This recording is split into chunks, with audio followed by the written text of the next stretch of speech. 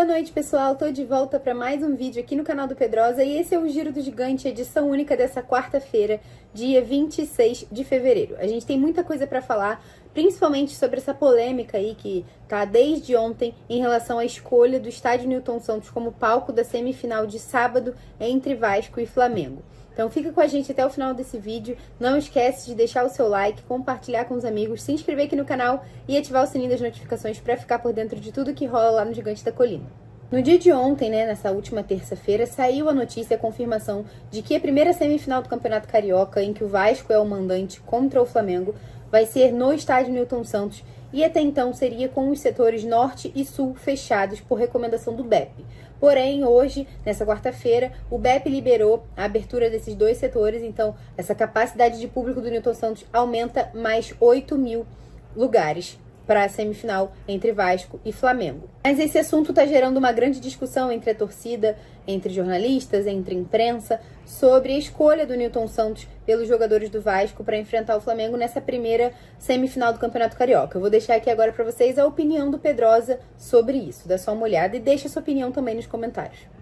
Esses posicionamentos eu até entendo quando os jogadores escolhem, porque a informação que eu tenho é que o grande motivo para o Vasco tirar o jogo do Maracanã é a escolha pelo Newton Santos, porque eles acreditam... Os jogadores escolheram.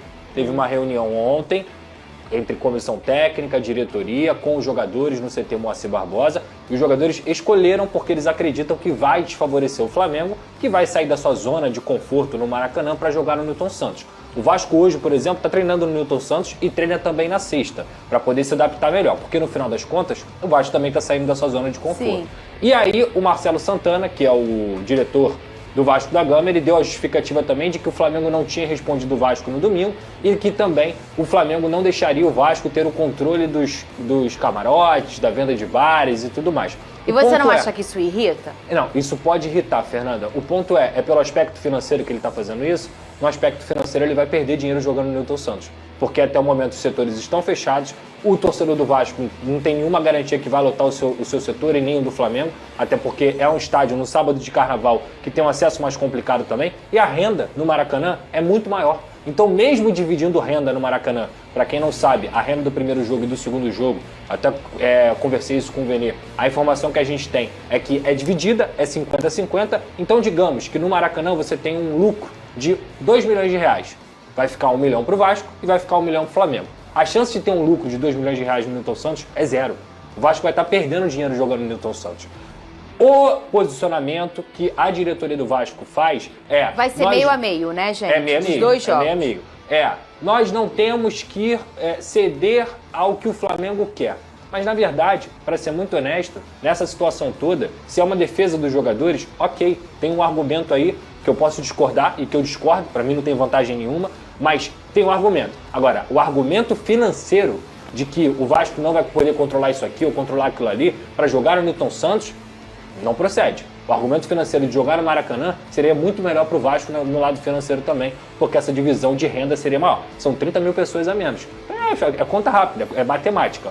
O ponto, cara, que eu discordo e que eu lamento é justamente isso. Eu acho que o futebol carioca, ele receberia um clássico e um espetáculo muito maior jogando no Maracanã, entre o Vasco e entre o Flamengo. O Vasco poderia ter entrado em acordo com o CEO do Maracanã e depois com o Flamengo, para nesses 2 dias fazer uma logística de jogo, abrir a venda de ingressos antes, porque o Vasco seria mandante, para que o lado do Vasco fosse lotado. E a gente vai ver no sábado, com todo respeito ao Newton Santos, garantia nenhuma de que o Vasco vai conseguir vencer ou vai ter tecnicamente algum tipo de vantagem com o Flamengo. E eu lamento muito, porque quem perde é o futebol carioca, quem perde são os torcedores. E no quesito financeiro, que foi um dos argumentos, não faz sentido também. E São Januário, Pedrosa? Eu acho que o grande absurdo de toda essa história é o Vasco não poder jogar na sua casa porque o BEP não garante a segurança.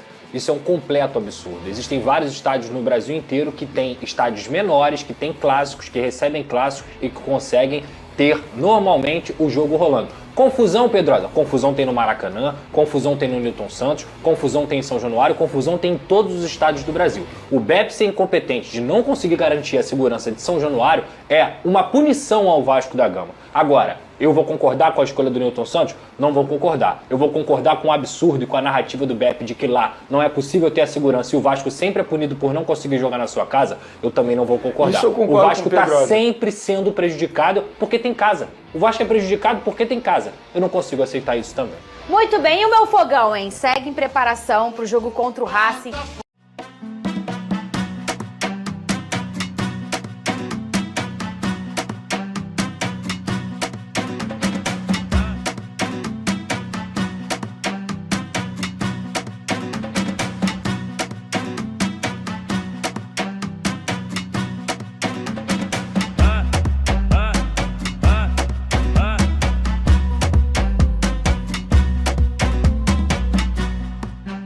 Ó, a GoCase está com promoção rolando lá no site dela e com o cupom Pedrosa você tem desconto, tá? É esse tipo de copo aqui, ó, copo do gigante. E hoje, cara, olha só, esse aqui é sacanagem, tá?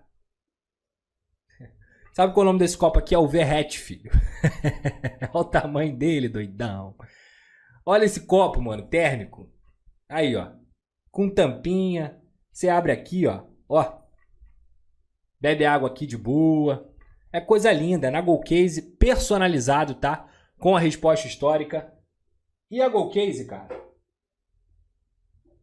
Além disso tudo que eu falei, a GoCase tem vários produtos lá, tá? Não tem só produto de time. Tem vários times. E, obviamente, você é vascão. Você vai querer ter um copo parecido com o meu, bonitão assim, ó.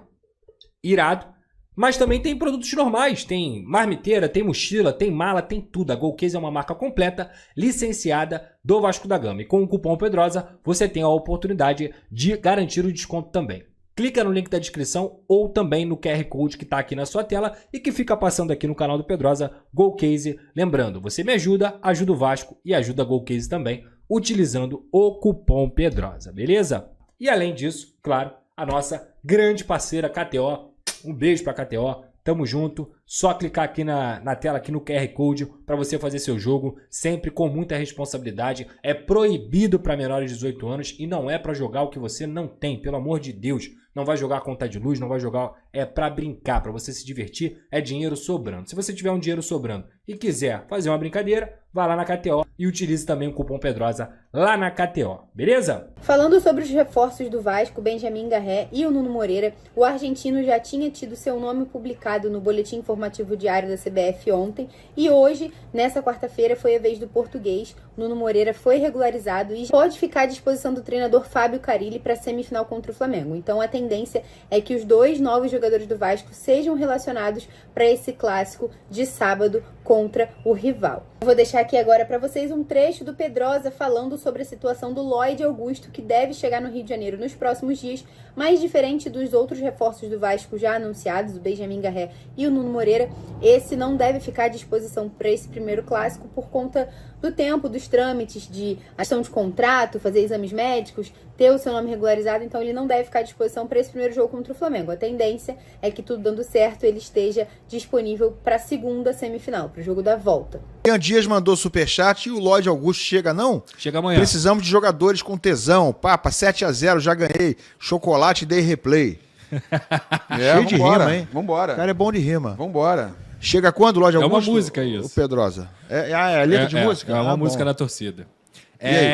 O Lloyd Augusto chega amanhã, depois de ter tirado suas documentações. A tendência é que ele chegue amanhã, na quinta-feira, aqui no Rio de Janeiro. E o Vasco está tentando correr com a sua documentação, uma notícia até do amigo Matheus Gilbert, mas é difícil ele conseguir ser inscrito até sábado, ou pelo menos jogar no próximo sábado. Por quê? Porque a semana inteira ele está viajando da Turquia para Portugal, ou seja, ele não tem treinado. Então ele perdeu uma semana inteira de treinamento. Chegando amanhã, dificilmente ele já vai treinar, muito pelo contrário, ele vai tentar tirar documento, vai fazer o Media Kit para anunciar e tudo mais. Então ele só deve ter um treinamento com o Vasco antes da semifinal do Flamengo. Mesmo que ele seja inscrito, eu acho que é muito difícil ele participar do jogo de sábado diante do Flamengo na semifinal do Campeonato Carioca, primeiro jogo no Nilton Santos. Mas, de qualquer forma, se ele conseguir a inscrição já no BID, como estão o Nuno e o Garré, o Nuno Moreira foi inscrito hoje, já está no BID, vai poder jogar contra o Flamengo, e o Garré também. Acredito que para o jogo do Maracanã na próxima semana, o Lloyd Augusto já esteja apto. Hoje também foi confirmada a informação de que foi deferido o pedido de recuperação judicial pelo Vasco.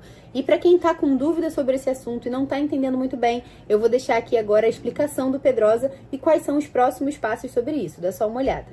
Meu amigo Pedrosa, em relação ao Vasco, tem novidades em relação à questão aí da recuperação judicial? Sim, o Vasco da Gama informou nas suas redes sociais, inclusive, que o pedido foi deferido. O que significa? O pedido foi aceito. Então o Vasco da Gama vai entrar em processo de recuperação judicial.